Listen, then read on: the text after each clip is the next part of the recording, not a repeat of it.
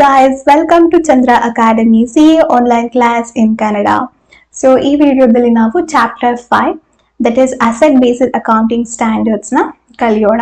ಇದರಲ್ಲಿ ಯಾವ ತರಹದ ಅಕೌಂಟಿಂಗ್ ಸ್ಟ್ಯಾಂಡರ್ಡ್ ಇರುತ್ತೆ ಈ ಚಾಪ್ಟರ್ ಅಲ್ಲಿ? Full assets related accounting standards ಗಳೇ ಇರುತ್ತೆ. ಓಕೆ, ಅದರಲ್ಲಿ first unit AS2 that is valuation of inventory. So ಇನ್ವೆಂಟ್ರಿನ ಹೇಗೆ ವ್ಯಾಲ್ಯೂಯೇಷನ್ ಮಾಡೋದು ಅಂತ ಅಂದ್ಬಿಟ್ಟು ನೋಡೋಣ. ಇನ್ವೆಂಟ್ರಿ ಅಂತ ಅಂದ್ರೆ ಏನು? So inventory is nothing but closing stock, right? Closing stock of what? Closing stock of raw material, finished goods, work in progress. So ಇದಷ್ಟು ಕೂಡ year end, that is 31st March ಅಲ್ಲಿ ಈ ಮೂರು ಐಟಮ್ಸ್ ಏನೆಲ್ಲ ಇರುತ್ತೆ, ಎಷ್ಟೆಲ್ಲ ಇರುತ್ತೆ, ಅದನ್ನ ನಾವು ಇನ್ವೆಂಟ್ರಿ ಅಂತ ಅಂದ್ಬಿಟ್ಟು ಕರಿತೀವಿ. ಸೊ ಆ ಅಮೌಂಟ್ ನ ಯಾವ ರೀತಿ ವ್ಯಾಲ್ಯೂಯೇಷನ್ ಮಾಡೋದು ಫಿನಾನ್ಷಿಯಲ್ ಸ್ಟೇಟ್ಮೆಂಟ್ ಅಲ್ಲಿ ಅಂತ ಅಂದ್ಬಿಟ್ಟು ನಮಗೆ AS2 ತೋರಿಸ್ಕೊಡುತ್ತೆ. Is it okay? So that is what valuation of inventory. So financial statement ಅಲ್ಲಿ ನಾವು ಹೇಗೆ ವ್ಯಾಲ್ಯೂಯೇಷನ್ ಮಾಡ್ತೀವಿ ಇನ್ವೆಂಟ್ರಿನ. Fine. Introduction. AS2 provides guidance for determining the value at which inventories are carried in the financial statement until related revenues are recognized. That means until sales, ಅದು sale ಆಗೋವರೆಗೂ. So financial statement ಅಲ್ಲಿ ನಾವು ಹೇಗೆ ತೋರಿಸ್ಕೊಳ್ತೇವೆ ಅದನ್ನ ಅಂತ. Is it okay? Next, inventories. Inventories are asset held for sale in ordinary course of business, that means finished goods, in the process of production, that means work in progress, to be consumed in production process, that means raw material. So ಈ ಮೂರನ್ನು ಕೂಡ ನಾವೇನಂತ ಕರಿತೇವೆ? Inventories ಅಂತ ಅಂದ್ಬಿಟ್ಟು ಕರಿತೇವೆ. Okay, this do not include, okay, ಇದಷ್ಟನ್ನ inventory ಅಂತ ಕರಿತೀವಿ, ಬಟ್ ಯಾವ್ದನ್ನ ಕರೆಯೋದಿಲ್ಲ? Spare parts, service equipment and standing equipment. So ಇದೆಲ್ಲ ಏನು ಇನ್ವೆಂಟ್ರೀಸ್? ನೋ, ಇದೆಲ್ಲ property plant and equipments. So ಇದನ್ನ ನಾವು property plant and equipment particular standards ಅಲ್ಲೇ ಕಲಿತೀವಿ. ಓಕೆ, ಇದು ಯಾವ್ದ್ರಲ್ಲಿ ಬರಲ್ಲ? ಇನ್ವೆಂಟ್ರಿ AS2 ಅಲ್ಲಿ ಬರೋದಿಲ್ಲ. Work in progress, construction contracts ಇದ್ದು ಅದ್ರಲ್ಲಿ ವರ್ಕ್ ಇನ್ ಪ್ರೋಗ್ರೆಸ್ ಇದ್ರೆ ಅದು ವ್ಯಾಲ್ಯೂಯೇಷನ್ ಆಫ್ ಇನ್ವೆಂಟ್ರೀಸ್ ಗೆ ಬರಲ್ಲ. ಸೊ ಯಾವ್ದ್ರಲ್ಲಿ ಬರುತ್ತೆ ಹಾಗಾದ್ರೆ? ಕನ್ಸ್ಟ್ರಕ್ಷನ್ ಕಾಂಟ್ರಾಕ್ಟ್ ಅಂತಾನೆ ಪರ್ಟಿಕ್ಯುಲರ್ ಆಗಿ ಸ್ಪೆಸಿಫಿಕ್ AS ಇದೆ, ಸೊ ಅದ್ರಲ್ಲಿ ಬರುತ್ತೆ. Okay, next, work in progress and service providers. So service providers work in progress ಇದ್ರೆ ಅದು ಕೂಡ ಬರೋದಿಲ್ಲ. ಹಾಗಿದ್ರೆ ಯಾವ್ದು ಬರುತ್ತೆ? Only goods related inventories, goods related work in progress ಇದ್ರೆ ಅದು AS2 ಅಲ್ಲಿ ಬರುತ್ತೆ. Next, shares, debentures and other financial instrument as stock in trade. So financial instruments ಏನಿದೆ, shares, debentures ಎಲ್ಲ ಇದೆಲ್ಲ ಸ್ಟಾಕ್ ಇನ್ ಟ್ರೇಡ್ ಆಗಿರುತ್ತೆ. ಯಾರಿಗೆ? ಸ್ಟಾಕ್ ಬ್ರೋಕರ್ಸ್ ಗಳಿಗೆ. ಸೊ ಅಂತವ್ರಿಗೆ ಇರುವಂತಹ ಸ್ಟಾಕ್ ಇನ್ ಟ್ರೇಡ್ ಕೂಡ ನಾವು AS2 ಅಲ್ಲಿ ಕನ್ಸಿಡರ್ ಮಾಡೋದಿಲ್ಲ. Next, inventories in life stocks ಅಂತಂದ್ರೆ ಎನಿಮಲ್ಸ್ ಲೈಕ್ ಕೌ ಆಗಿರ್ಬೋದು ಅಥವಾ ಕೋಳಿಗಳಾಗಿರ್ಬೋದು. ಸೊ ಇದೆಲ್ಲ ಒಂದಷ್ಟು ಜನಕ್ಕೆ ಸ್ಟಾಕ್ ಆಗಿರುತ್ತೆ, ರೈಟ್? ಅದನ್ನ ಯಾರು ವ್ಯಾಪಾರ ಮಾಡ್ತಾರೆ ಅವ್ರಿಗೆ ಸ್ಟಾಕ್ ಆಗಿರುತ್ತೆ.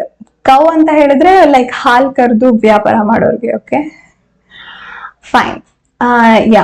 ಫಿಶ್ ಆಗಿರ್ಬೋದು, ಇದೆಲ್ಲ ಕೂಡ ಸ್ಟಾಕ್ ಆಗಿರುತ್ತೆ.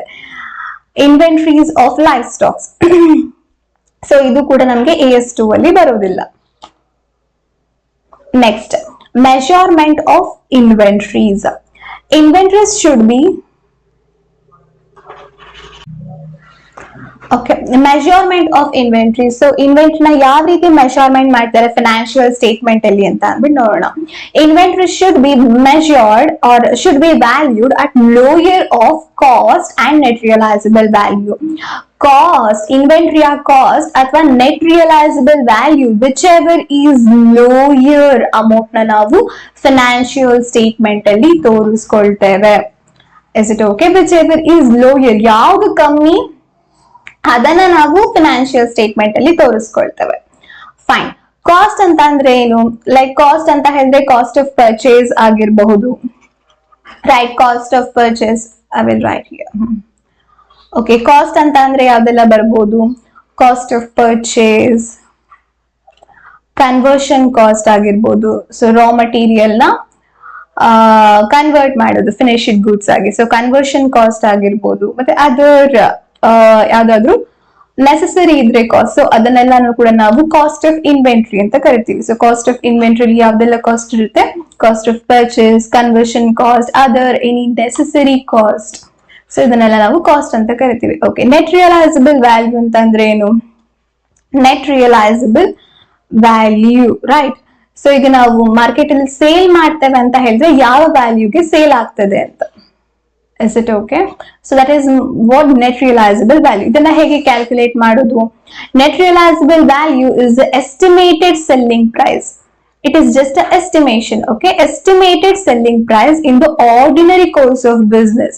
So ordinary course of business ಅಲ್ಲಿ ಎಷ್ಟು ಅಮೌಂಟ್ ಗೆ ಇದು ಸೇಲ್ ಆಗುತ್ತೆ ಅಂತ ಎಸ್ಟಿಮೇಷನ್ ಇರುತ್ತೆ. ಆ ಅಮೌಂಟ್ ಗೆ ಏನನ್ನ ಲೆಸ್ ಮಾಡಬೇಕು? Estimated cost of completion. So yeah, completion like what is that? Finished goods ಆಗಿ ಕಂಪ್ಲೀಟ್ ಮಾಡ್ಲಿಕ್ಕೆ, ಕನ್ವರ್ಟ್ ಮಾಡ್ಲಿಕ್ಕೆ ಏನೆಲ್ಲ ಕಾಸ್ಟ್ ಬೇಕಾಗ್ತದೆ, ಎಸ್ಟಿಮೇಟೆಡ್ ಕಾಸ್ಟ್, ಅದನ್ನ ಲೆಸ್ ಮಾಡಬೇಕು. ಹಾಗೆ estimated cost necessary to sale ಮಾಡ್ಲಿಕ್ಕೆ ಏನೆಲ್ಲ ಕಾಸ್ಟ್ ಆಗ್ತದೆ ಅದನ್ನ ಕೂಡ ನಾವು ಲೆಸ್ ಮಾಡ್ಬೇಕು. ಓಕೆ, ಕಂಪ್ಲೀಷನ್ ಮಾಡ್ಲಿಕ್ಕೆ ಹಾಗೆ ಸೇಲ್ ಮಾಡ್ಲಿಕ್ಕೆ ಏನೆಲ್ಲ ಕಾಸ್ಟ್ ಆಗುತ್ತೆ ಅದನ್ನ ನಾವು ಲೆಸ್ ಮಾಡಿದ್ರೆ ನಮ್ಗೆ ಏನ್ ಸಿಗುತ್ತೆ? ನೆಟ್ ರಿಯಲೈಸಬಲ್ ವ್ಯಾಲ್ಯೂ ಸಿಗುತ್ತೆ. ಸೊ ನೆಟ್ ರಿಯಲೈಸಬಲ್ ವ್ಯಾಲ್ಯೂನ ಕಂಡು ಹಿಡಿಯೋದು ಹೀಗೆ, ಕಾಸ್ಟ್ ಆಫ್ ಇನ್ವೆಂಟ್ರಿ ಕಂಡು ಹಿಡಿಯೋದು ಹೀಗೆ. Okay, next inventories. So inventories ಅಲ್ಲಿ ಎಷ್ಟು ಟೈಪ್ಸ್ ಇರುತ್ತೆ? Three types. That is Ra material, finished goods and work in progress, right. So Ra materials ನ ಹೇಗೆ ಮೆಜರ್ಮೆಂಟ್ ಮಾಡ್ತೀವಿ ಅಂದ್ರೆ ಅಟ್ ಕಾಸ್ಟ್. ಯಾವ ಕಾಸ್ಟ್ ಗೆ ನಾವು ಪರ್ಚೇಸ್ ಮಾಡಿರ್ತೀವಿ ರಾ ಮಟೀರಿಯಲ್ಸ್ ನ, ಆ ಕಾಸ್ಟ್ ಅಲ್ಲಿ ನಾವು ಮೆಜರ್ ಮಾಡ್ತೀವಿ. If finished goods are sold at or above cost. ಯಾವಾಗ ಕಾಸ್ಟ್ ಅಲ್ಲಿ ನಾವು ಮೆಜರ್ ಮಾಡುದು ಅಂತ ಹೇಳಿದ್ರೆ, ಈ ರಾ ಮಟೀರಿಯಲ್ ನ ಪರ್ಚೇಸ್ ಮಾಡಿರೋದು ಸೊ ಫಿನಿಶ್ಡ್ ಗೂಡ್ಸ್ ಆಗಿ ಕನ್ವರ್ಟ್ ಮಾಡಿದೀವಿ ಅಥವಾ ಫಿನಿಶ್ಡ್ ಗೂಡ್ಸ್ ಆಗಿ ಕನ್ವರ್ಟ್ ಮಾಡಿಲ್ಲ ಅಂತ ಹೇಳಿದ್ರು ಕೂಡ ಅದನ್ನ ನಾವು ಸೋಲ್ಡ್ ಮಾಡ್ಬೇಕಾದ್ರೆ ಆ ಕಾಸ್ಟ್ ಆಫ್ ಪರ್ಚೇಸ್ ಅಲ್ಲಿ ಇರಬೇಕು ಅಥವಾ above Dhan the cost of purchase ಅಲ್ಲಿ ಇರಬೇಕು. ಓಕೆ, ಈಗ 50 ರೂಪಾಯಿದು ರಾ ಮಟೀರಿಯಲ್ ನಾನು ಪರ್ಚೇಸ್ ಮಾಡಿದೀನಿ ಅಂತ ಅಂದ್ರೆ ಈ 50 rupees ಇನ್ ರಾ ಮಟೀರಿಯಲ್ ನಾನು ಸೇಲ್ ಮಾಡ್ತಾ ಇದ್ದೀನಿ ಅಂದ್ರೆ 50 rupees are more than 50 rupees. Okay, are more than 50 rupees ಗೆ ನಾನು ಸೇಲ್ ಮಾಡಿದ್ರೆ ಅವಾಗ ನಾನು ಕಾಸ್ಟ್ ನ ಸೊ ಇನ್ವೆಂಟ್ರಿಯಲ್ಲಿ ತೋರಿಸು valuation of inventory of raw material ನಾನು ಕಾಸ್ಟ್ ಅಲ್ಲಿ ತೋರಿಸ್ಕೊಳ್ತೇನೆ ಫಿನಾನ್ಷಿಯಲ್ ಸ್ಟೇಟ್ಮೆಂಟ್ ಅಲ್ಲಿ. ಇಲ್ಲ, ನಾನು 50 rupees ಗೆ ಪರ್ಚೇಸ್ ಮಾಡಿದ್ದೆ ಬಟ್ ನಾನು ಸೇಲ್ 40 rupees ಗೆ ಮಾಡ್ತಾ ಇದ್ದೀನಿ ಬಿಕಾಸ್ ಆಫ್ ವಾಟ್? ಡಿಮ್ಯಾಂಡ್ ತುಂಬಾನೇ ಕಮ್ಮಿ ಇದೆ. ಸೊ ನನ್ನ ಹತ್ರ ತುಂಬಾನೇ ಸ್ಟಾಕ್ಸ್ ಇದೆ, ವ್ಯಾಪಾರ ಆಗ್ತಾ ಇಲ್ಲ, ಅದಕ್ಕೋಸ್ಕರ ನಾನು ಕಮ್ಮಿ ಪ್ರೈಸ್ಗೆ ಸೇಲ್ ಮಾಡ್ತಾ ಇದ್ದೇನೆ. ಏನು 50 rupees ಗೆ ಪರ್ಚೇಸ್ ಮಾಡಿದ್ದು ಈಗ ನಾನು 40 rupees ಗೆ ಸೇಲ್ ಮಾಡ್ತಾ ಇದ್ದೀನಿ ಅಂತ ಹೇಳಿದ್ರೆ ಅವಾಗ otherwise at replacement value, replacement cost. So ಇದನ್ನ ನೆಕ್ಸ್ಟ್ ನಾನು ಎಷ್ಟಕ್ಕೆ ಮಾರ್ತೀನಿ ಅಂದ್ರೆ ರೀಪ್ಲೇಸ್ ಮಾಡ್ತೇನೆ. ಸೊ ಆ ಕಾಸ್ಟ್ ನಾನು ಕಾಸ್ಟ್ ಆಫ್ ಇನ್ವೆಂಟ್ರಿಯಲ್ಲಿ ತೋರಿಸ್ಕೊಳ್ತೇನೆ. ಓಕೆ, ಸೊ ನಾನು ಪರ್ಚೇಸ್ ಮಾಡಿರೋಕ್ಕಿಂತ ಜಾಸ್ತಿ ರೇಟಿಗೆ ಮಾರ್ತಾ ಇದ್ರೆ ಅಥವಾ ಅದೇ ರೇಟಿಗೆ ಮಾರ್ತಾ ಇದ್ರೆ ಆ ಕಾಸ್ಟ್ ನಾನು ವ್ಯಾಲ್ಯೂಯೇಷನ್ ಆಫ್ ಇನ್ವೆಂಟ್ರಿಯಲ್ಲಿ ಫಿನಾನ್ಷಿಯಲ್ ಸ್ಟೇಟ್ಮೆಂಟ್ ಅಲ್ಲಿ ತೋರಿಸ್ಕೊಳ್ತೀವಿ. ಯಾವ್ದಕ್ಕೆ? ರಾ ಮಟೀರಿಯಲ್ಸ್ಗೆ. ಇಲ್ಲ, ಆ ಕಾಸ್ಟ್ ಗಿಂತ ಕಮ್ಮಿ ಪ್ರೈಸ್ ಗೆ ನಾನು ಸೇಲ್ ಮಾಡ್ತಾ ಇದ್ದೀನಿ ಅಂತ ಹೇಳಿದ್ರೆ ಏನ್ ರೀಪ್ಲೇಸ್ಮೆಂಟ್ ಮಾಡ್ತಾನೆ ಆ ಪ್ರೈಸ್ ನ, ಸೊ ವಾಟ್ ಇಸ್ ದಟ್, ಏನ್ ಕಮ್ಮಿ ಪ್ರೈಸ್ ಗೆ ಸೇಲ್ ಮಾಡ್ತಾ ಇದ್ದೇನೆ ಆ ಪ್ರೈಸ್ ನಾನು valuation of inventory under raw materials ಅಲ್ಲಿ ತೋರಿಸ್ಕೊಳ್ತೇನೆ. Is it okay? Next, if in case finished goods ಅಥವಾ ವರ್ಕ್ ಇನ್ ಪ್ರೋಗ್ರೆಸ್ ಆಗಿದ್ರೆ lower of the following, that is cost or net realisable value. ಅವಾಗಲೇ ಏನ್ ಹೇಳಿದೆ here, right? Lower of cost or net realisable value ಅಲ್ಲಿ ನಾವು finished goods ಅನ್ನ ತೋರಿಸ್ಕೊಳ್ತೀವಿ. Fine. So cost ಅಂತ ಅಂದ್ರೆ ಏನು? Cost of purchase, cost of conversion, other cost. Net realisable value ಅಂದ್ರೆ realizable value less selling expenses and estimated cost of completion. So ಅದನ್ನ ನಾವು calculate ಮಾಡಿದ್ರೆ ನಮ್ಗೆ ಯಾವ್ದು ಸಿಗುತ್ತೆ? net realizable value. Is it okay?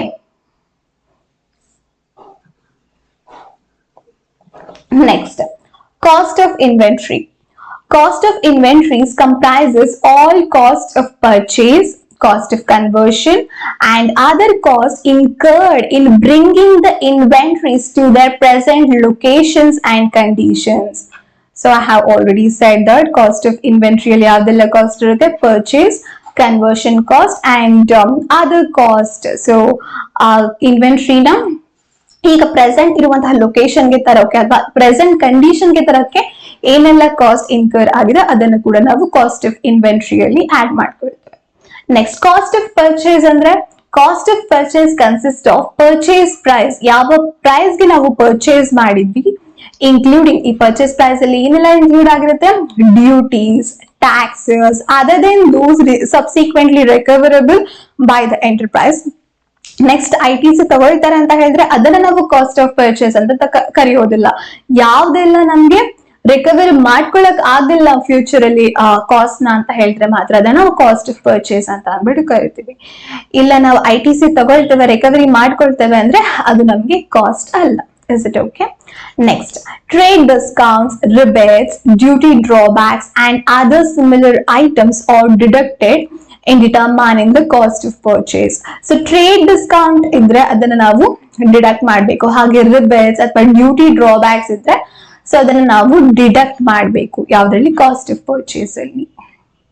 Is it okay? We will not consider it as a cost because it is trade discounts, rebates, that's fine. Okay,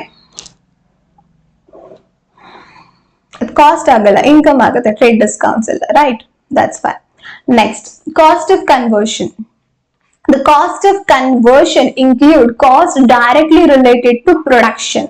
So cost directly related to production means conversion ಮಾಡ್ಲಿಕ್ಕೆ ಏನೆಲ್ಲ like ರಾ material ನ finished goods ಆಗಿ conversion ಮಾಡ್ಲಿಕ್ಕೆ ಏನೆಲ್ಲ cost ಆಗ್ತದೆ ಅದನ್ನ ನಾವು cost of conversion ಅಂತ ಅಂದ್ಬಿಟ್ಟು ಕರೀತೇವೆ, ರೈಟ್. ಸೊ ಯಾ production related that might be direct labor ಆಗಿರ್ಬೋದು, direct expenses ಆಗಿರ್ಬೋದು. They also include overhead, both fixed and variable, that are incurred in converting raw material to finished goods. Okay, overheads ಕೂಡ ಆಗಿರಬಹುದು. So ಈ overhead ನಾವು cost ಅಲ್ಲಿ ತುಂಬಾ detail ಆಗಿ ಹೋಗ್ತೇವೆ. ಓಕೆ ಫೈನ್, ಓವರ್ಹೆಡ್ ಕೂಡ ಆಗಿರ್ಬೋದು, ಇದು ಫಿಕ್ಸ್ಡ್ ಆದ್ರೂ ಆಗಿರ್ಬೋದು, ವೇರಿಯಬಲ್ ಓವರ್ಹೆಡ್ ಆದ್ರೂ ಆಗಿರ್ಬೋದು. ಏನಕ್ಕೋಸ್ಕರ ಆಗಿರೋ ಓವರ್ಹೆಡ್ ಮೀನ್ಸ್ ಎಕ್ಸ್ಪೆನ್ಸಸ್, ಏನಕ್ಕಾಗಿರುವಂತಹ ಎಕ್ಸ್ಪೆನ್ಸಸ್ ಅದು ರಾ ಮೆಟೀರಿಯಲ್ ನ ಫಿನಿಶ್ಡ್ ಗೂಡ್ಸ್ ಆಗಿ ಕನ್ವರ್ಟ್ ಮಾಡ್ಲಿಕ್ಕೆ ಆಗಿರುವಂತಹ expenses. Okay, next joint or by products. In case of joint or by products, the cost incurred up to the stage of split off should be allocated on a rational and consistent basis. Okay, joint products ಮತ್ತೆ by products ಹಾಗಂದ್ರೆ ಏನು, ನಾವಿದನ್ನ cost ಅಲ್ಲಿ ತುಂಬಾ detail ಆಗಿ ಓದ್ತೇವೆ. ಈಗ just cost joint products ಅಂತ ಅಂದ್ರೆ ಏನು, ಬೈ ಪ್ರಾಡಕ್ಟ್ಸ್ ಅಂದ್ರೆ ಏನು ಅಂತ ಒಂದು ಎಕ್ಸಾಂಪಲ್ ಮೂಲಕ ಹೇಳ್ತೇನೆ. Okay fine. ಈಗ ಬೈ ಪ್ರಾಡಕ್ಟ್ಸ್ ಅಂತ ಅಂದ್ರೆ ಹೇಗಿರುತ್ತೆ, ಈಗ for example sugar cane juice. Okay, sugar cane juice ನಾವು ತಯಾರು ಮಾಡ್ತಾ ಇದೀವಿ. ಫಸ್ಟ್ ಏನ್ ಬೇಕು, ಅದಕ್ಕೆ ಶುಗರ್ ಕೇನ್ ಬೇಕು. ಶುಗರ್ ಕೇನ್ ನ ಮಷೀನ್ ಗೆ ಹಾಕ್ಬಿಟ್ಟು ಅದ್ರಿಂದ ಏನ್ ಯಾವ ಯಾವ ಪ್ರಾಡಕ್ಟ್ ಬರುತ್ತೆ ಈ ಪ್ರಾಸೆಸ್ ಅಲ್ಲಿ, ಇದಿಷ್ಟು ಪ್ರಾಸೆಸ್ ಏನು joint process, right. Up to split off ಆಗೋ ತನಕ, ಸ್ಪ್ಲಿಟ್ ಆಫ್ ಎಲ್ಲ ಆಗ್ತಾ ಇರೋದು ಇಲ್ಲ ಆಗ್ತಾ ಇರೋದು, ಇದಿಷ್ಟು ಪ್ರಾಸೆಸ್ ಏನು ಒಟ್ಟಿಗೆ ಆಗ್ತಾ ಇದೆ. ಯಾವ್ದ್ಯಾವ್ದಕ್ಕೆ, ಇಲ್ಲಿಗ ಜ್ಯೂಸ್ ಬರ್ತಾ ಇದೆ, ಹಾಗೆ ಶುಗರ್ ಕೇನ್ ವೇಸ್ಟೇಜ್ ಕೂಡ ಬರ್ತಾ ಇದೆ, ರೈಟ್. ಇದನ್ನು ಕೂಡ ನಾವು ಸೇಲ್ ಮಾಡಿ ದುಡ್ಡನ್ನ ತಗೊಳ್ತೀವಿ, ಇದನ್ನು ಕೂಡ ನಾವು ಸೇಲ್ ಮಾಡಿ ದುಡ್ಡನ್ನ ತಗೊಳ್ತೀವಿ. ಬಟ್ ಇದೇನು ವೇಸ್ಟ್, ಇದು ಆದ್ರೂ ಕೂಡ ಸೇಲ್ ಮಾಡ್ತೇವೆ. ಇದೇನು ನಮ್ಗೆ ಮೇನ್ ಪ್ರಾಡಕ್ಟ್, ಈ ಪ್ರಾಡಕ್ಟ್ ಗೋಸ್ಕರನೇ ನಾವು ಈ ಪ್ರಾಸೆಸ್ ನ ಮಾಡಿದ್ದು. ಸೊ ಒಂದೇ ಪ್ರಾಸೆಸ್ ಅಲ್ಲಿ ವಾಟ್ ಇಟ್ ಇಸ್, ಒಂದೇ ಪ್ರಾಸೆಸ್ ಅಲ್ಲಿ ಎರಡು ಪ್ರಾಡಕ್ಟ್ ಬರ್ತಾ ಇದೆ, ಒಂದು ಮೇನ್ ಪ್ರಾಡಕ್ಟ್, ಇನ್ನೊಂದು ವೇಸ್ಟ್. ಅದನ್ನ ನಾವೇನಂತ ಕರಿತೀವಿ, ಬೈ ಪ್ರಾಡಕ್ಟ್ ಅಂತ ಅಂದ್ಬಿಟ್ಟು ಕರಿತೀವಿ. Is it okay? This is what by product. Next joint products ಅಂತ ಹೇಳಿದ್ರೆ, ಫಾರ್ ಎಕ್ಸಾಂಪಲ್ ಈಗ ಹಾಲು, ಮಿಲ್ಕ್ ಅಂತ ತಗೊಳ್ಳೋಣ. ಓಕೆ, ಹಾಲ್ ಬೇಕು ಅಂತ ಹೇಳಿದ್ರೆ ಏನೆಲ್ಲ ಮಾಡ್ತಾರೆ, ಹಾಲ್ನ ಕರ್ದ್ಬಿಟ್ಟು ಆಫ್ಟರ್ ದಟ್ ಅದನ್ನ ಪ್ಯೂರಿಫೈ ಮಾಡಿ ಅದಾದ್ಮೇಲೆ ಹಾಲು ರೆಡಿ ಆಗುತ್ತೆ, ರೈಟ್. ಇದನ್ನ ನೆಕ್ಸ್ಟ್ ನಾವು ಕ್ರೀಮ್ ಮಾಡ್ಬೋದು, ಕರ್ಡ್ ಮಾಡ್ಬೋದು, ಬಟರ್ ಮಾಡ್ಬೋದು, ರೈಟ್. ಸೊ ಇದಿಷ್ಟು ಪ್ರಾಸೆಸ್ ಏನು ಜಾಯಿಂಟ್ ಪ್ರಾಸೆಸ್, ಇದೆಲ್ಲಾನು ಕೂಡ ಒಟ್ಟಿಗೆ ಮಾಡಿದ್ರು. ಅದಾದ್ಮೇಲೆ ಯಾವ ಯಾವ ಪ್ರಾಡಕ್ಟ್ ಆಗಿ ಸ್ಪ್ಲಿಟ್ ಆಫ್ ಆಗಿದೆ, ಕರ್ಡ್ ಆಗಿ, ಮತ್ತೆ ಕ್ರೀಮ್ ಆಗಿ, ಬಟರ್ ಆಗಿ ಸ್ಪ್ಲಿಟ್ ಆಗಿದೆ, ಅಥವಾ ಚೀಸ್ ಆಗಿ, ಲೈಕ್ ಈ ರೀತಿ ಸ್ಪ್ಲಿಟ್ ಆಗಿದೆ, ರೈಟ್. ಸೊ ಇದೆಲ್ಲಾನು ಕೂಡ ಏನು ಮೇನ್ ಪ್ರಾಡಕ್ಟ್ಸ್ ಗಳು. ಲೈಕ್ ಇದು ಯಾವ್ದು ಕೂಡ ವೇಸ್ಟೇಜ್ ಇಲ್ಲ, ಇದೆಲ್ಲಾನು ಕೂಡ ಮೇನ್ ಪ್ರಾಡಕ್ಟ್ಸ್. ಇವೆಲ್ಲ ಬೇಕು ಅಂತಾನೆ ಈ ಪ್ರಾಸೆಸ್ ಮಾಡಿರೋದು ನಾವು. ರಾ ಮಿಲ್ಕ್ ನ ಏನ್ ಪ್ರಾಸೆಸ್ ಮಾಡಿದೀವಿ ಏನಕ್ಕೋಸ್ಕರ ಇದಿಷ್ಟು ಪ್ರಾಡಕ್ಟ್ ನ ಬೇಕು ಅಂತ, ಇದೆಲ್ಲ ಕೂಡ ಇದ್ರಲ್ಲಿ ಏನು ಮೇನ್ ಪ್ರಾಡಕ್ಟ್. ಸೊ ಈ ತರ ಇರುವಾಗ ಅದನ್ನ ನಾವು ಜಾಯಿಂಟ್ ಪ್ರಾಡಕ್ಟ್ಸ್ ಅಂತ ಅಂದ್ಬಿಟ್ಟು ಕರಿತೀವಿ. ಓಕೆ, ಇಲ್ಲಿ ಏನಾಯ್ತು, ಮೇನ್ ಪ್ರಾಡಕ್ಟ್ ಜೊತೆಗೆ ವೇಸ್ಟೇಜ್ ಬಂದು, that is called by product. But here all are main products, that is what joint product. So ಈ ಔಟ್ಪುಟ್ ಬರಕ್ಕೋಸ್ಕರ ನಾವು ಈ ಪ್ರಾಸೆಸ್ ನ ಮಾಡ್ತೇವೆ, ಒಂದೇ ತರ ಪ್ರಾಸೆಸ್ ನ ಮಾಡ್ತೇವೆ. ಸೊ ಹೀಗೆ ಇರುವಾಗ ಈ ತರ ಕಂಡೀಷನ್ ಅಲ್ಲಿ ನಾವು ಕಾಸ್ಟ್ ನ ಯಾವ ರೀತಿ ಕ್ಯಾಲ್ಕುಲೇಟ್ ಮಾಡ್ತೇವೆ ಅಥವಾ ವ್ಯಾಲ್ಯೂಯೇಷನ್ ಮಾಡ್ತೇವೆ ಇನ್ವೆಂಟ್ರಿನ ಅಂತ ಅಂದ್ಬಿಟ್ಟು ನೋಡೋಣ. Value of byproducts, scraps and waste are usually not material, right? ಈ ಎಕ್ಸಾಂಪಲ್ ಅಲ್ಲಿ ಈ ವೇಸ್ಟೇಜ್ ಏನು ಮಟೀರಿಯಲ್ ಅಲ್ಲ, ನಮಗೆ ಬೇಕಾಗಿದ್ದೇನು ಶುಗರ್ ಕೇನ್ ಜ್ಯೂಸ್, ಅದ್ರ ಜೊತೆಗೆ ವೇಸ್ಟೇಜ್ ಕೂಡ ಬಂದ್ಬಿಡ್ತು. ಸೊ ಅದನ್ನು ಕೂಡ ನಾವು ಸೇಲ್ ಮಾಡ್ತಾ ಇದ್ದೀವಿ, ಅದೇನು ಮಟೀರಿಯಲ್ ಅಲ್ಲ. That's why therefore these are valued at net realizable value. So ಅದನ್ನ ಸೇಲ್ ಮಾಡ್ಬೇಕಾದ್ರೆ ಎಷ್ಟಕ್ಕೆ ಸೇಲ್ ಆಗುತ್ತೆ ಅಷ್ಟೇ, ಅದೇ ವ್ಯಾಲ್ಯೂಗೆ ನಾವೇನ್ ಮಾಡ್ತೇವೆ, ವ್ಯಾಲ್ಯೂಯೇಷನ್ ಮಾಡ್ತೇವೆ. Okay, next the cost of main product is then valued at joint cost minus net realisable value. ಏನಿಲ್ಲಿ ಜಾಯಿಂಟ್ ಕಾಸ್ಟ್ ಆಗಿದೆ, ಇದಿಷ್ಟು ಔಟ್ಪುಟ್ ಬರಕ್ಕೆ ಏನು ಜಾಯಿಂಟ್ ಕಾಸ್ಟ್ ಆಗಿದೆ, ಫಸ್ಟ್ ಅದನ್ನ ತಗೊಳ್ಬೇಕಂತೆ. After that minus net realisable value of by product, scraps or waste. ಇದರಿಂದ ಏನೆಲ್ಲ ಸ್ಕ್ರಾಪ್ಸ್ ಅಥವಾ ವೇಸ್ಟ್ ಬೈ ಪ್ರಾಡಕ್ಟ್ಸ್ ಬಂದಿದೆ ಅದರ ನೆಟ್ ರಿಯಲೈಸಬಲ್ ವ್ಯಾಲ್ಯೂನ ನಾವು ಲೆಸ್ ಮಾಡ್ಕೊಂಡ್ರೆ, ಜಾಯಿಂಟ್ ಕಾಸ್ಟ್ ಗೆ net realisable value of scrap or by products ನ ಲೆಸ್ ಮಾಡ್ಕೊಂಡ್ರೆ ನಮ್ಗೆ ಏನ್ ಸಿಗುತ್ತೆ, ಮೇನ್ ಪ್ರಾಡಕ್ಟ್ ಇನ ಕಾಸ್ಟ್ ಸಿಗುತ್ತೆ. ರೈಟ್, ನಾವೀಗ 2 ಪ್ರಾಡಕ್ಟ್ ನಮ್ಗೆ ಬರ್ತಾ ಇದೆ ಅಥವಾ 3 ಪ್ರಾಡಕ್ಟ್ಸ್ ಎಷ್ಟಾದ್ರು ನಂಬರ್ ಆಫ್ ಪ್ರಾಡಕ್ಟ್ಸ್ ನಮ್ಗೆ ಬರ್ತಾ ಇದೆ. ಆ ನಂಬರ್ ಆಫ್ ಪ್ರಾಡಕ್ಟ್ಸ್ ಎಲ್ಲದಕ್ಕೂ ಕೂಡ ನಾವು ಕಾಸ್ಟ್ ಎಷ್ಟಾಯ್ತು ಅಂತ ವ್ಯಾಲ್ಯೂಯೇಷನ್ ಮಾಡ್ಬೇಕು. ಹೇಗ್ ಮಾಡ್ತೇವೆ, ಈ ರೀತಿ ಮಾಡ್ತೇವೆ. Is it okay? Main products ಅಂತ ಅಂದ್ರೆ ಬೇರೆ ತರ, ಬೈ ಪ್ರಾಡಕ್ಟ್ಸ್ ಅಂತ ಅಂದ್ರೇನೆ ಬೇರೆ ತರ. ಓಕೆ, ಜಾಯಿಂಟ್ ಕಾಸ್ಟ್ ಏನಾಗಿದೆ ಅದಕ್ಕೆ net realisable value of by products ಅಥವಾ ಸ್ಕ್ರಾಪ್ಸ್ ಆಗಿರ್ಬೋದು, ವೇಸ್ಟೇಜ್ ಆಗಿರ್ಬೋದು, ಅದನ್ನ ನಾವು ಲೆಸ್ ಮಾಡ್ತೇವೆ. ನೆಕ್ಸ್ಟ್ ಅದರ್ ಕಾಸ್ಟ್, ಬೇರೆ ಇನ್ನೇನಿಲ್ಲ ಕಾಸ್ಟ್ ಗಳನ್ನ ನಾವು ಅದರ್ ಕಾಸ್ಟ್ ನಲ್ಲಿ ಹಾಕ್ತೇವೆ ಅಂತ ಹೇಳಿದ್ರೆ, cost of design. So designs ಮಾಡ್ಲಿಕ್ಕೆ ಏನೆಲ್ಲ ಕಾಸ್ಟ್ ಆಯ್ತು. For example, for a custom made unit may be taken as part of inventory cost. So customer order ಮಾಡಿ ನಮ್ಗೆ ಈ ರೀತಿ ಡಿಸೈನ್ ಬೇಕು ಅಂತ ಹೇಳಿದ್ದಾರೆ, ಆ ಎಕ್ಸ್ಟ್ರಾ, ಸೊ ಆ ಡಿಸೈನ್ ಮಾಡ್ಲಿಕ್ಕೆ ಎಕ್ಸ್ಟ್ರಾ ಏನೆಲ್ಲ ಕಾಸ್ಟ್ ಆಯ್ತು ಅದನ್ನ ನಾವು ಅದರ್ ಕಾಸ್ಟ್ ಅಲ್ಲಿ ತೋರಿಸ್ಕೊಳ್ತೇವೆ. Next interest and other borrowing cost are usually considered as not relating to bringing the inventories to their present location and condition, therefore not usually included in the cost of inventory. So interest another is borrowing cost, another borrowing cost is nothing but interest itself. Okay, nave loan ಮಾಡಿ business ಗೆ loan ಮಾಡಿಬಿಟ್ಟು ಅದಕ್ಕೆ interest ಕಟ್ತಾ ಇರ್ತೀವಿ. Interest ನಮ್ಗೆ ಏನದು expenses, right? So ಆ interest ನ ಏನ್ ಕಟ್ತಾ ಇದ್ವಿ ಅದನ್ನ ನಾವು valuation of cost of inventory ಅಲ್ಲಿ ಕನ್ಸಿಡರ್ ಮಾಡೋದಿಲ್ಲ, ಅದು ಅದರ್ ಕಾಸ್ಟ್ ಅಲ್ಲಿ ಬರೋದಿಲ್ಲ. Is it okay? That is expenses, not a cost of inventory. Next, standard is silent on treatment of amortization of intangible for ascertaining inventory cost. For example, patents, rights of production. Fine. So standard ಅಲ್ಲಿ ಯಾವ್ದ್ರ ಬಗ್ಗೆ ನಮಗೆ mention ಮಾಡಲಿಲ್ಲ. Intangible ಅಮೋರ್ಟೈಸೇಷನ್ ಆಗ್ತಾ ಇದ್ರೆ ಆ ಅಮೋರ್ಟೈಸೇಷನ್ ವ್ಯಾಲ್ಯೂನ cost ಅಂತ consider ಮಾಡ್ತವ? ನೋ, ಅದ್ರ ಬಗ್ಗೆ ಏನು ಹೇಳಲಿಲ್ಲ. So will not consider it as a cost of the inventory. Next, exchange differences are not taken in inventory cost. So foreign countries ಅಲ್ಲಿ ನಾವು ಎಕ್ಸ್ಚೇಂಜ್ ಮಾಡ್ತಾ ಇದ್ದೇವೆ ನಮ್ಮ ಪ್ರಾಡಕ್ಟ್ ನ ಅಂತ ಹೇಳಿದ್ರೆ ಆ ಎಕ್ಸ್ಚೇಂಜ್ ರುಪೀಸ್ ಮತ್ತೆ ಡಾಲರ್ ಆಗಿರ್ಬೋದು. ಓಕೆ, ಏನ್ ಡಿಫರೆನ್ಸ್ ಆಗ್ತಾ ಇರತ್ತೆ, ಸೊ ಅದನ್ನ ಕೂಡ ನಾವು ಇನ್ವೆಂಟರಿ ಕಾಸ್ಟ್ ಅಂತ ಅಂದ್ಬಿಟ್ಟು ಕನ್ಸಿಡರ್ ಮಾಡೋದಿಲ್ಲ. Is it okay? So this is about the other cost. Other cost ಅಲ್ಲಿ ಯಾವ್ದೆಲ್ಲ ಕಾಸ್ಟ್ ನ ಇನ್ಕ್ಲೂಡ್ ಮಾಡ್ತೇವೆ, ಯಾವ್ದೆಲ್ಲ ಕಾಸ್ಟ್ ನ ಇನ್ಕ್ಲೂಡ್ ಮಾಡೋದಿಲ್ಲ ಅಂತ ಅಂದ್ಬಿಟ್ಟು ಹೇಳಿದ್ದಾರೆ. Next, exclusion from the cost of inventories. So cost of inventories ಇಂದ ಒಂದಷ್ಟು ಕಾಸ್ಟ್ ನ ಎಕ್ಸ್ಕ್ಲೂಡ್ ಮಾಡಬೇಕು. ಯಾವ್ದೆಲ್ಲ? recognize them as expenses in the period when they incurred. Examples of such costs are okay, ಏನ್ ಇದೆಲ್ಲ ಕಾಸ್ಟ್ ಇದೆ ಅದನ್ನ ಎಕ್ಸ್ಪೆನ್ಸಸ್ ಅಂತ treat ಮಾಡ್ತೇವೆ. ಕಾಸ್ಟ್ ಆಫ್ ಇನ್ವೆಂಟ್ರೀಸ್ ಅಲ್ಲಿ ನಾವು ತೋರಿಸ್ಕೊಳ್ಳಲ್ಲ. ಅಫ್ಕೋರ್ಸ್ ಕಾಸ್ಟ್ ಆಫ್ ಇನ್ವೆಂಟ್ರೀಸ್ ಅಲ್ಲಿ ತೋರಿಸ್ಕೊಂಡಿಲ್ಲ ಅಂತ ಹೇಳಿದ್ರೆ ಆ ಎಕ್ಸ್ಪೆನ್ಸಸ್ ನಾವು ಎಕ್ಸ್ಪೆನ್ಸಸ್ ಅಂದ್ಬಿಟ್ಟೆ P&L ಅಲ್ಲಿ ತೋರಿಸ್ಕೊಳ್ತೇವೆ, ರೈಟ್? ಫೈನ್. ಯಾವ್ದೆಲ್ಲ ಅದು? Abnormal amount of wasted materials, labours or other production cost. ಏನ್ ಅಬ್ನಾರ್ಮಲ್ ಕಾಸ್ಟ್ ಆಗಿದೆ, ಯಾವ್ದ್ರ ರಿಲೇಟೆಡ್? ಮಟೀರಿಯಲ್ಸ್ ರಿಲೇಟೆಡ್ ಆಗಿರ್ಬೋದು, ಲೇಬರ್ ಆಗಿರ್ಬೋದು, ಅಥವಾ ಅದರ್ ಪ್ರೊಡಕ್ಷನ್ ಕಾಸ್ಟ್ ಅಲ್ಲಿ ಅಬ್ನಾರ್ಮಲ್ ಕಾಸ್ಟ್ ಆದ್ರೆ ಅದನ್ನ ನಾವು ಎಕ್ಸ್ಪೆನ್ಸ್ ಆಗಿ ಕನ್ಸಿಡರ್ ಮಾಡ್ತೇವೆ. ಅದನ್ನ ನಾವು ಕಾಸ್ಟ್ ಆಫ್ ಇನ್ವೆಂಟ್ರಿ ಅಲ್ಲಿ ಕನ್ಸಿಡರ್ ಮಾಡುದಿಲ್ಲ.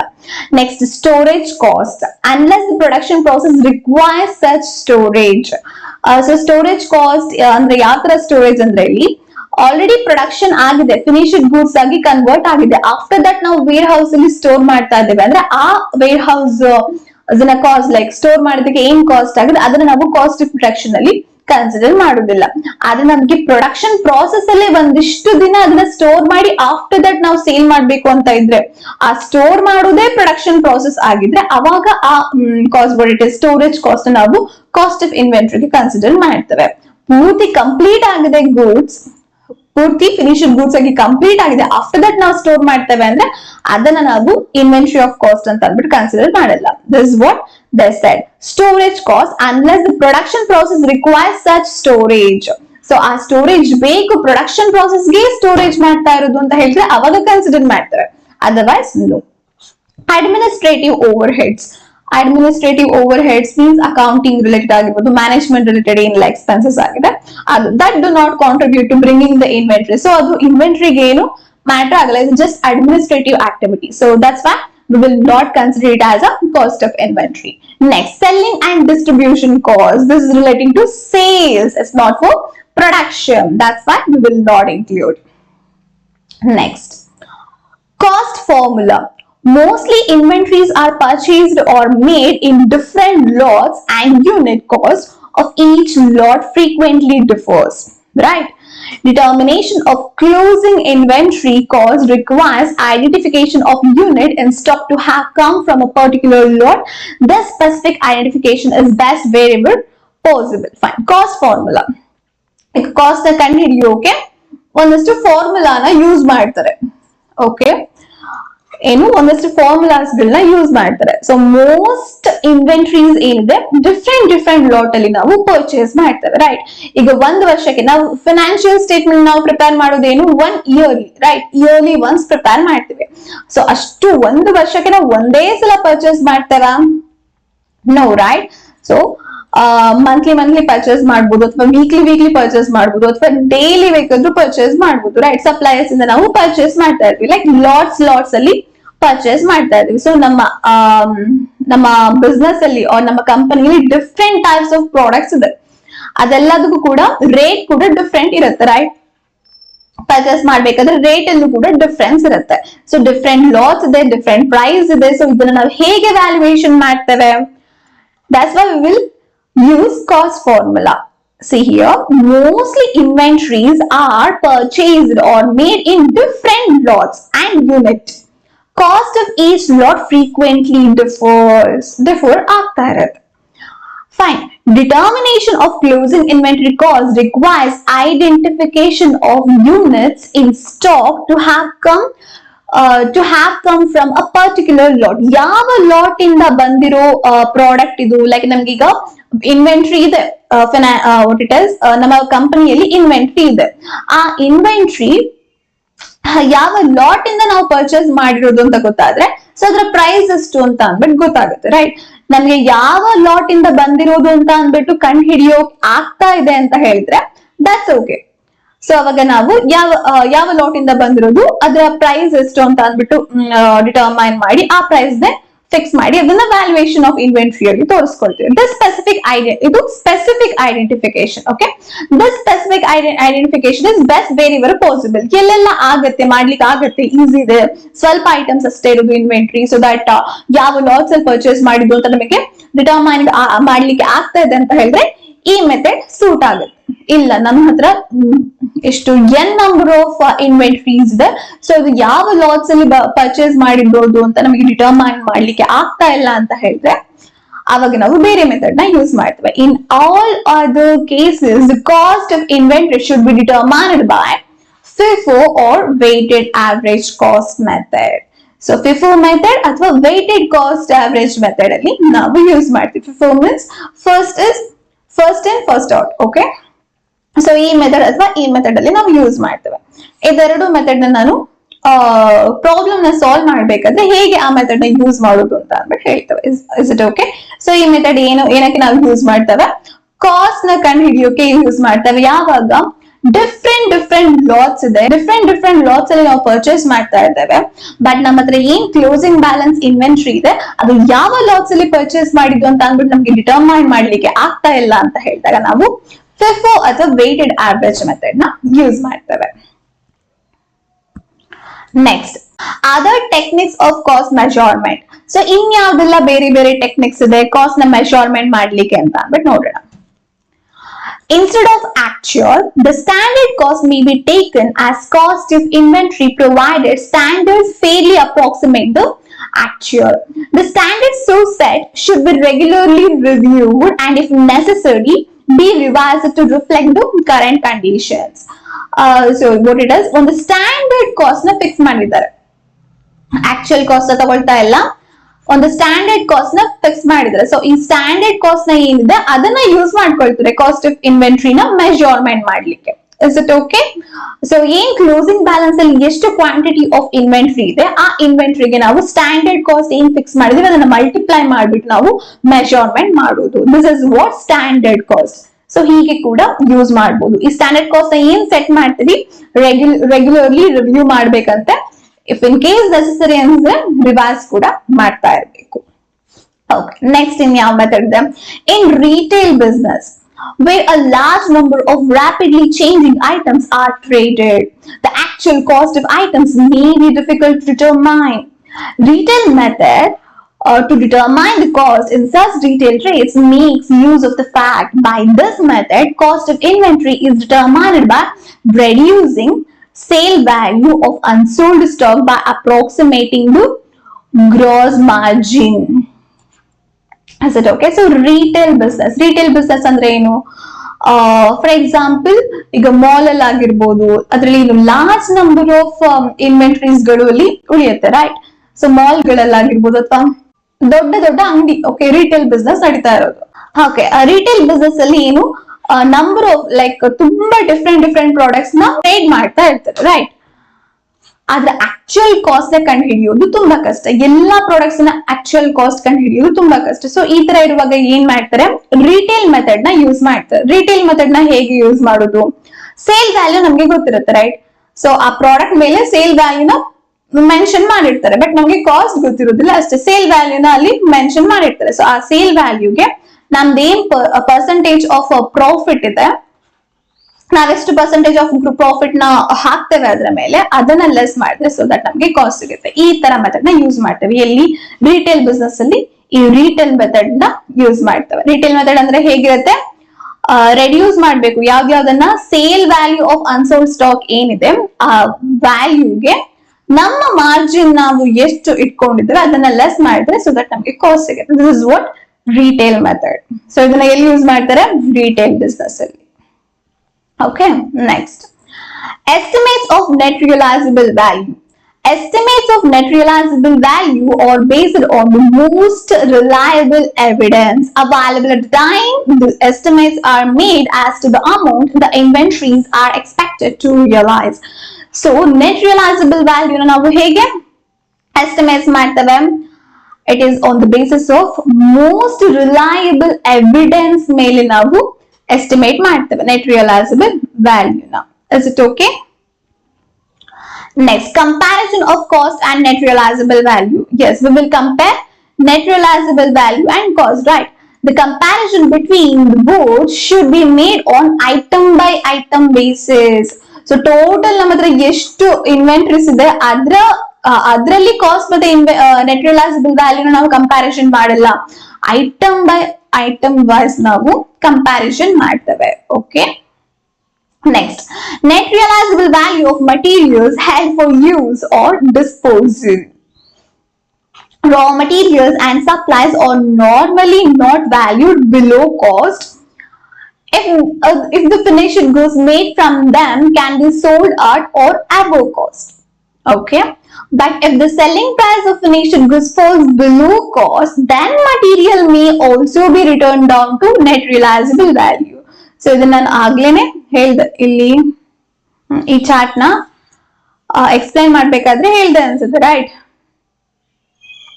ಓಕೆ, ವಾಟ್ ಇಟ್ ಇಸ್, ನಾವು ಕಾಸ್ಟ್ ಗಿಂತ ಜಾಸ್ತಿ ಪ್ರೈಸ್ಗೆ ಅಥವಾ ಕಾಸ್ಟ್ಗೆ, ರೈಟ್, ನಾವೇನ್ ಸೇಲ್ ಮಾಡ್ತಾ ಇದ್ದೇವೆ ಎಬೋ ಅಥವಾ ಈಕ್ವಲ್ ಟು ಕಾಸ್ಟ್ ಅಂತ ಹೇಳಿದ್ರೆ ನಾವು ಅವಾಗ ರಾ ಮಟೀರಿಯಲ್ಸ್ ಅಥವಾ ಸಪ್ಲೈಸ್ ನಾವು ಯಾವ ಕಾಸ್ಟ್ ಮೆನ್ಷನ್ ಮಾಡ್ತೇವೆ, ಅದ್ರ ಏನ್ ಕಾಸ್ಟ್ ಇದೆ ಅದಕ್ಕೆ ನಾವು ವ್ಯಾಲ್ಯೂ ಆಫ್ ಇನ್ವೆಂಟ್ರಿ ಹಾಕ್ತೇವೆ. ನಾವು ಫಿನಿಶ್ಡ್ ಗೂಡ್ಸ್ ನ ಕಾಸ್ಟ್ ಗಿಂತ ಕಮ್ಮಿಗೆ ಸೇಲ್ ಮಾಡ್ತಾ ಇದ್ದೇವೆ ಅಂದ್ರೆ ಎಷ್ಟಕ್ಕೆ ಸೇಲ್ ಮಾಡ್ತೇವೆ ಅದನ್ನ ನಮಗೆ ಕಾಸ್ಟ್ ಆಗುತ್ತೆ, ಅಷ್ಟೇ ಇರೋದು. ಏನು ಕಾಸ್ಟ್ ಗಿಂತ ಜಾಸ್ತಿ ಪ್ರೈಸ್ಗೆ ಅಥವಾ ಅದೇ ಕಾಸ್ಟ್ ಗೆ ನಾವು ಸೇಲ್ ಮಾಡ್ತಾ ಇದೀವಿ ಅಂತ ಹೇಳಿದ್ರೆ ಕಾಸ್ಟ್ ಎಷ್ಟಾಗಿತ್ತು ಅದನ್ನ ನಾವು ವ್ಯಾಲ್ಯೂಯೇಷನ್ ಇನ್ವೆಂಟ್ರಿಗೆ ತಗೊಳ್ತೇವೆ. ಕಾಸ್ಟ್ ಗಿಂತ ನಾವು ಕಮ್ಮಿ ಪ್ರೈಸ್ ಗೆ ಸೇಲ್ ಮಾಡ್ತಾ ಇದ್ದೇವೆ, ಲಾಸ್ ಮಾಡ್ಕೊಂಡು ಸೇಲ್ ಮಾಡ್ತಾ ಇದ್ದೇವೆ ಅಂದ್ರೆ ಎಷ್ಟು ಕಮ್ಮಿ ಪ್ರೈಸ್ ಗೆ ಸೇಲ್ ಮಾಡ್ತೇವೆ ಆ ವ್ಯಾಲ್ಯೂನ ನಾವು ಕಾಸ್ಟ್ ಆಫ್ ಇನ್ವೆಂಟ್ರಿ ಅಂತ ಕರಿತೇವೆ. That is what the net realizable value. Next, disclosure. Financial statement should disclose.